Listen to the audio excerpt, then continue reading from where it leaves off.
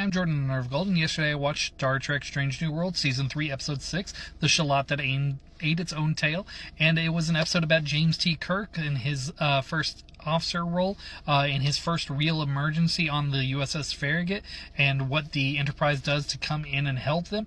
And this was a really good episode. I really enjoyed it. It's easily my favorite episode of this season so far, and I think probably the objectively the best episode of this season in terms of like the craft and production and everything and everyone's performances. Yeah, this was a really good episode overall, and I think it was well done. I think the parts with the telephone parts, they were fun, but I think that might be the weakest element of the episode.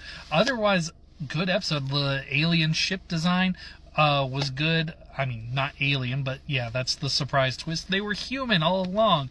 And I have some questions about how, like, that works in terms of, like, no one ever found them, no one ever contacted them, and they somehow got to that point.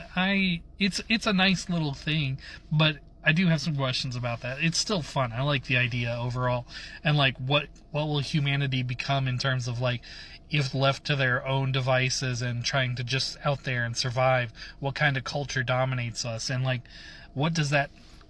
where do we go in that terms of facing that kind of existential threat?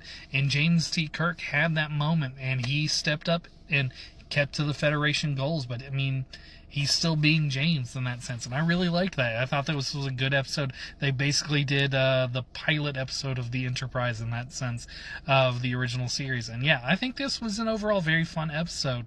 I really liked everyone's little subplots, their interactions going on, and yeah, Paul Wesley continues to be great in his role. I'm really mad that they cast him, because I do like him so much in that role of young James T. Kirk. I mean, I know he's never going to replace like William Shatner in that sense, but like, damn, he's good at that, and I really like him in that, and I would like to see him continue to play James T. Kirk. I'm not gonna lie. Yeah, he's never gonna replace Shatner, but man, yeah, he's really good, just like Ethan Beck. He's never gonna replace Leonard Nimoy, but man, he's really good at playing Spock. I would love to see a show with them, not gonna lie.